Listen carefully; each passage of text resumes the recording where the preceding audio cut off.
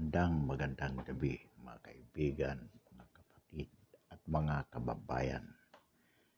Pagpatuloy po nating pag-usapan ang napakainit na isyu ngayon.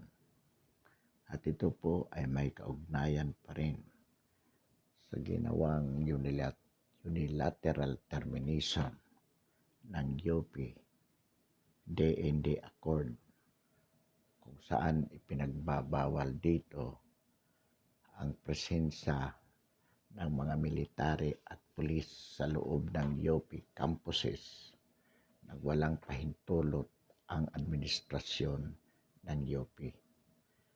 At lalo pong umiinit ang isyu sapagkat sinasakyan po ito ng mga maraming politiko. Halimbawa po, halos lahat na ng senador ay nagsasabi na dapat gawing batas itong accord na to, ang sa gayon hindi na maaaring pumasok ang mga pulis at military sa mga universidad sa buong bansa na walang pahintulot ang administrasyon ng mga universidad. At isa pa rin po dyan, maging yung katahalintulad na kasunduan ng DND at ng PUP o Polytechnic University of the Philippines ay pawawalan din ng visa ng DND o ng Department of National Defense. Kaya nagrarally po ang mga estudyante. Ngayon, ano po ang talagang paninindigan ng sambayan ng Pilipino dito?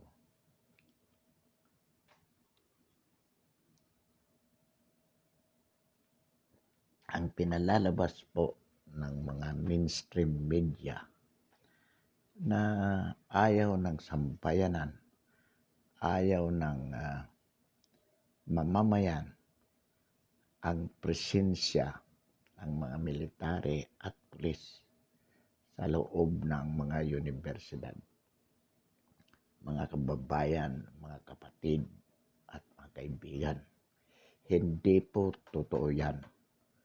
Ang katotohanan po, mas gusto ng maraming magulang, ng maraming sambayan ng Pilipino at maging ng mga estudyante po sa mga nabanggit na paaralan ang presensya ng military at pulis sa loob ng university premises para po sa kanilang safety, security, laban sa anumang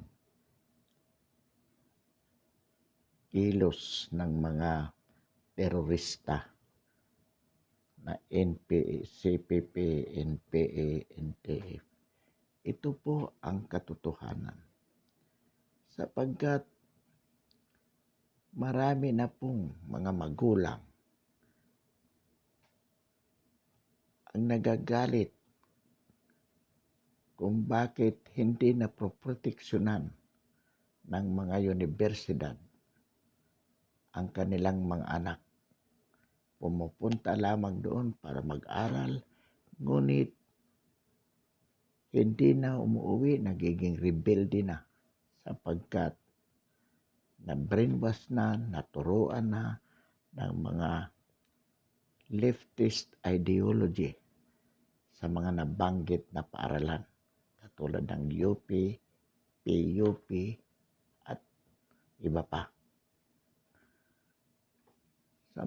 Sa makatwid po, tama lamang ang ginagawa ng DND na pawalang bisa itong mga ganitong uri ng kasunduan.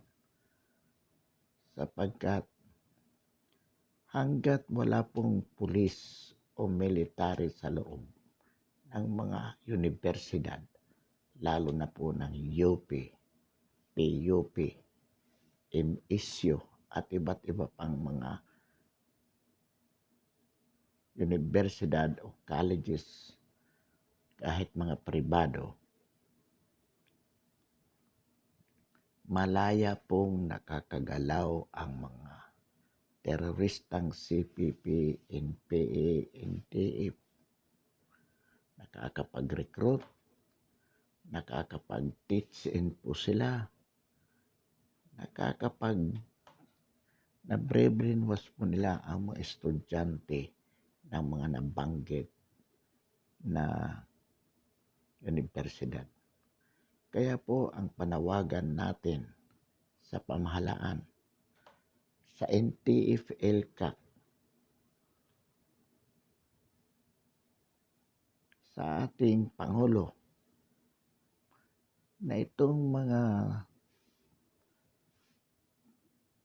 university officials, faculty members, at itong mga estudyante na patuloy na nagproprotesta laban sa termination na ito na nabanggit na accord, ay dapat po yan tanggalin po sa kanilang posisyon.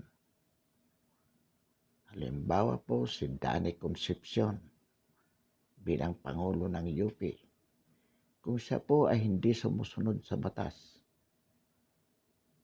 kung siya ay patuloy na lumalaban, nag-uudyok sa mga estudyante na harangin ang pagpasok ng mga pulis at military sa loob ng UP vicinity, kasuhan po yan, tanggalin sa kanyang pagkapresidente. Meron pa pong isang mayabang dyan na professor na sabi pa naghamon, tingnan daw, subukan pumasok ng mga pulis at military sa UP at magkakasubukan. Isang Jeric Lalosa, mayabang yang lintik na professor na yan. Akala mo kung sino, palaban. Tingnan daw, subukan daw. Ay di subukan. Dapat pasukin ang UP, maglagay ng detachment sa loob. Mismo sa loob ng UP compound. Malapit sa kanilang administration building. Hindi po ninyo kailangan magpaalam. UP is a government university. UP has no autonomy with respect to national security. If the mind of the national defense, UP being the ground, the haven of the terrorists, then kung kailangan maglagay dyan ng military detachment, military or police detachment, lagyan po. Hindi pwedeng tumanggi ang UP administration because with respect to national security, wala silang pakialam. The concern of UP administration is academic concern. It is everything about academic. With respect to national security, they could not interfere the function of the military and the police. And there is no need to ask their consent because that being a government facility, it is within the scope of the power of the Department of National Defense and the PNP to do so without need of asking consent from UP administration. They must only be informed. they must only be notified, but as to whether they will give or not their consent, it is not within their business. So, tingnan po. Ngayon, yung mga tanggi, yung tumatanggi po, ang patuloy na lumalaban na university officials at mga faculty, tanggalin po yan. Let the law falls upon them. Hindi na sila ang masunod. Kailangan makita nila that this government has the political power, political will to impose its decision of militarizing, if that is the term, of UP, PUP, and other university para po tuluyan ng malansag itong teroristang grupo na CPP, NPA, NTF. Sapagkat inuulit po natin, itong mga universidad na ito, specifically UP, PUP, MSU, at yung iba pa dyan, these are the urban bases of the CPP, NPA, NTF, where they could do their business. Katunayan po, personal nating karanasan yan. Ilang beses tayong naanyayahan dyan na dumalo ng mga symposium with leftist ideology. Yung mga sa UP mismo ginagawa. Naimbitahan din po tayo minsan dyan para makinig. Kaya alam natin po yan, hindi po may tatanggihan. Ang kailangan dyan, malaman ng mga university officials at faculty members that this government is determined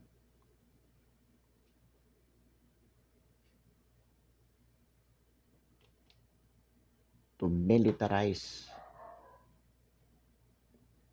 UP, PUP, and other universities in order to ensure the safety of the students against the terrorist activities of recruiting, terrorist activities of harassment, panlilinlang. So, kailangan po may patupad dyan. It should rather also that the military, kailangan po magkaroon din dyan ang military ng mga pag-aaral, pagtuturo tungkol sa seguridad ng bansa at kung ano ba talaga ang layunin ng DND. Ano ba ang objectives nito? Kailangan din po yan. Students should rather be required to attain as an additional. Kaya po yung ROTC dapat may pabalik na yan.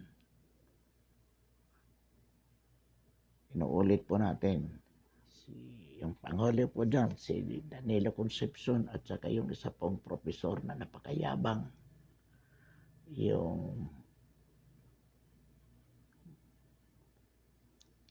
napakayabang po. Ang sabi sa nagpa-interview sa media, magkasubukan daw kapag pumasok ang pulis at ang military, magkasubukan na daw. Tanggalin yan, yung faculty member na yan. Dapat po matanggal yan para makita ng UP administration that we are not joking with this. At ito naman pong mga senador, halos lahat na dyan, mga opposition senators, tulad babanggitin po natin ang ilan dyan, si Crespo, Kiko Pangilinan, Binay, Angara, Drilon, siyempre. Marami po. Villanueva, Gatchalian. Ito po mga ito na nagsasabi na dapat maisabatas, gawing batas na pagbawalan ang presensya ng military at pulis sa loob ng mga universidad. Mga ugot pala tong mga to. Gusto nyo lang nagboto ng mga estudyante dahil akala nyo lahat ng estudyante gusto niyan. Mga ungas pala kayo. O baka naman dahil ginagawa nyo yan dahil kontra kayo sa pamamahala ng ating Pangulo. Lagi naman kayong ganyan. Isa sa batas nyo, anong ibig nyo sabihin? Gagawa kayo ng batas para maproteksyonan ang CPP, NP, NDF na makagalaw sa loob ng mga universidad. Pinalalakas nyo ang posisyon ng mga CPP, NP, NDF sa kanilang urban bases. Pagbabawalan nyong pumasok ang pulis at military sa loob ng universidad sa pamamagitan ng batas, samantalang ang mga komunistang terorista ay malayang makakagalaw sa loob ng mga universidad. Mga tarantado pala kayo Pinagdoloko nyo yung sambayan ng Pilipino. Putang ina. Anong klase kayong mga opisyalis ng bayan, mga senador? Dapat talaga matanggal na kayo dyan. Dapat talaga mabuwag na yung Senado. Wala kayong nagagawang matino kaya itong bayan natin. Itong bansa natin, paloko-loko. Pagkakapal ng mukha nyo, sumisweldo kayo ng malaki. Nagpapayaman kayo. ABS-CBN. Ang laki ng utang sa sambayanan. Bibigyan nyo ng prangkesa. Dahil sa personal nyong interest. Ito, para malaya kayong magkaroon ng private army sa pamamagitan ng mga NPA. Saan kayo nakakita niyan? Gusto nyo maglagay ng batas? Isa pa itong Escudero na to. Mayabag itong. Ang yabang mo. Kala ko pa naman nung araw, matalino ka. Gago ka rin pala. Itong si Binay. Nagbamarunong. Mukha namang walang alam. Wala talagang alam. Ikaw na si Binay. Ipal ka lang naman Umapel ka lang para masabi mo na mayroon kang ipinaglalaban. Ang pinaglalaban mo mali naman. Isipin nyo nga. Magsasabatas kayo. Sasabihin nyo, bawal pumasok ang mga pulis at military sa loob ng bisinidad ng university. Walang military, walang pulis. Di malaya doon. Samantalang ang mga komunistang terorista, malaya nakakapag-recruit, malaya nakakagalaw doon. Itong mga faculty, itong mga administration, hinahayaan ang mga komunistang gumalaw, mag-recruit, mangaral ang kanilang ideolohiya, mag-usapan, magme-meeting para pabagsakin ang gobyerno. Pera ng gobyerno ang ginagamit doon, pinasisweldo lahat ng tao doon, pasilidad ng gobyerno. Saan ka nakakita ng ganyang utak? Putang ina. Ginagago niya sa bayan ng Pilipino. Pangkagago yan. Hindi nyo ba naintindihan? Simple logic lang yan It's a very simple logic. Malabo namang hindi nyo maintindihan yan. Talagang ang gusto niya lang isulong ang interest nyo. You don't care of what is going to happen in this country. So long as your personal interest can be served.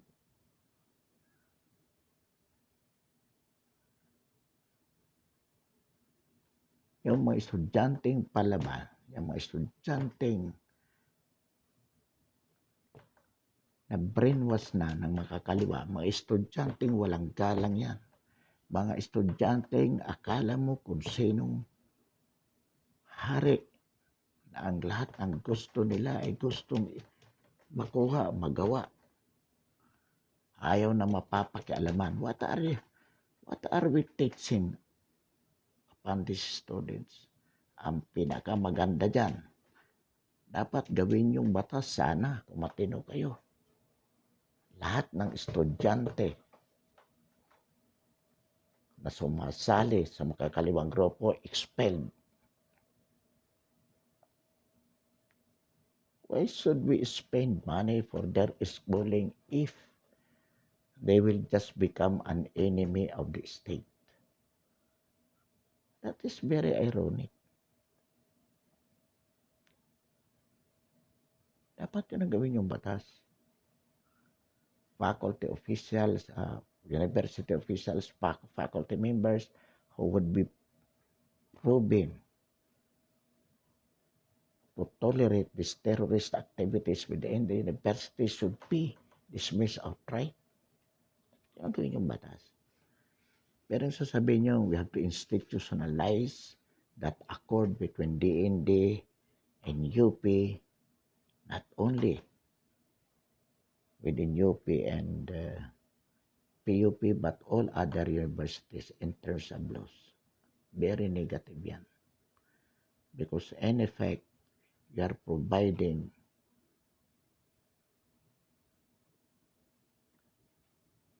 CPP and PA and DF a strong grounds within the urban areas.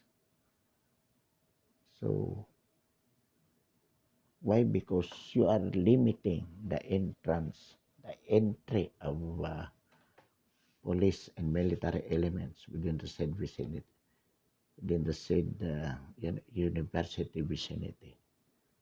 So, inuulit po natin, kayong mga senador, kayong mga congressman na nagsasabi na gagawa kayo ng batas to have it institutionalized, that is the biggest treachery that you can do to this country. And that is a big assistance for the CPP and PA and DF to strengthen their urban grounds. Kaya illegal po yan. Kaya dapat po talaga, once again, our advocacy to end or to abrogate, to abolish the Senate. Dapat po talaga yan sapagkat wala na po tayong iilan na lang na matitinong senators. Mayroon tayo. Pangangalanan na po natin yan. Halimbawa po si Bongo. Yung mga Duterte boys dyan. De La Rosa. Tolentino. Ilan na lang po. Majority, ang problema kasi ito sa mga politiko. Sakay ng sakay sa mga isyo na sa tingin nila sisikat sila without due regard to the effect the country as a whole. Wala silang pakialam kung ang kanilang gagawin ay makasama o makabuti sa bayan. Basta ang kanilang ipinaglalaban kung ano sa tingin nila ay sisikat sila, mananalo sila. Sa ganyan pong actuation ninyo, mga senador, mga ilang kongresista, nagpapakita po yan na talagang lalo na po sa Senado, kayo makakapal. Hindi kayo karapat-dapat. tulad na lamang napakalaking very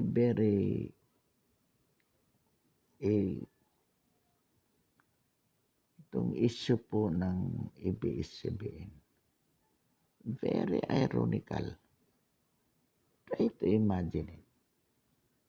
Nakita na po maraming pagkakautang, maraming violations. And yet, the initiative to file bill for the same channel to be issued a franchise was filed no less by the Senate President Tito Soto at the House Vilma Santos Recto.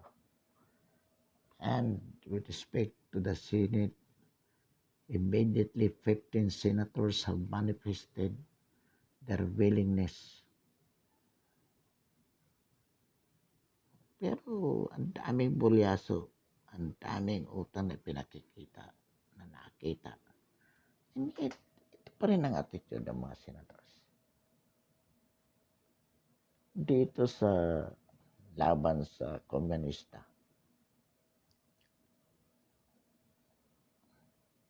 alam naman nila na itong mga universidad na ito, UP, PUP, ground for recruitment, nagiging meetingan, it becomes a venue for planning, for schooling of the CPP, NP, and DF. And yet, the DND has abrogated the UP DND Accord, also PUP and DND Accord, prohibiting the presence of police and military elements without their consent.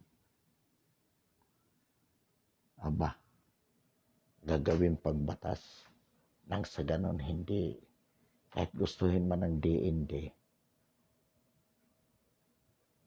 napasukin, hindi basta sila makakapasok dahil may batas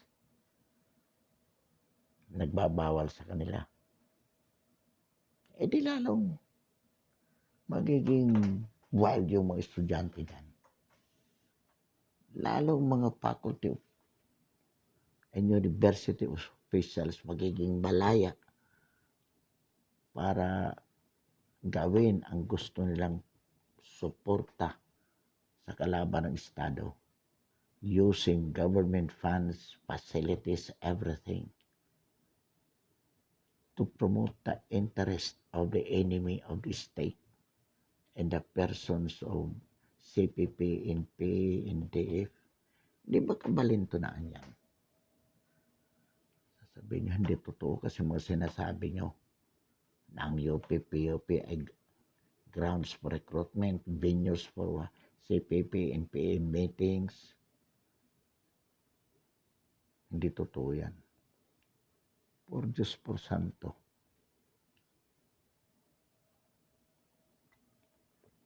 Bubulag-bulagan kayo kung ganyan ang paniniwala nyo.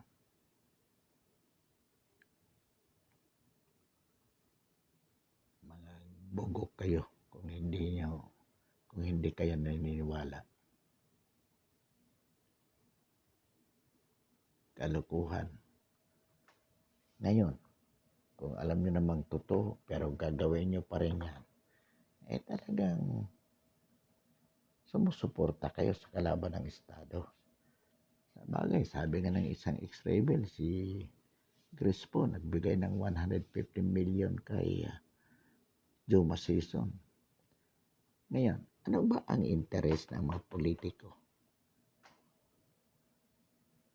sa pagbibigay ng suporta sa CPP, NP, NDF? Dalawa lang po yan. Una, huwag silang galawin. Huwag silang pakialaman. Pangalawa, kung kailangan po nila ng private army, they can call the NPA to do what they wanted to. Yan lang po ang interes ng mga politiko. Wala na pong iba.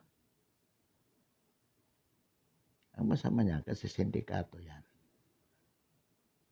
At ikaw may posisyon sa gobyerno, lahat ng gusto nila sa'yo, bibigay ka ng bibigay. Hanggang na-control nila ang gobyerno natin. Yan po, that's the worst thing we did. So, pansamantala po, atin po ding wawakasan yung ating talakayan ngayong gabi. Marami pong salamat. And we invite everyone to subscribe to our YouTube channel, ang ating paninindigan sa napapanahong isyu ng lipunan. Marami po salamat at muli magandang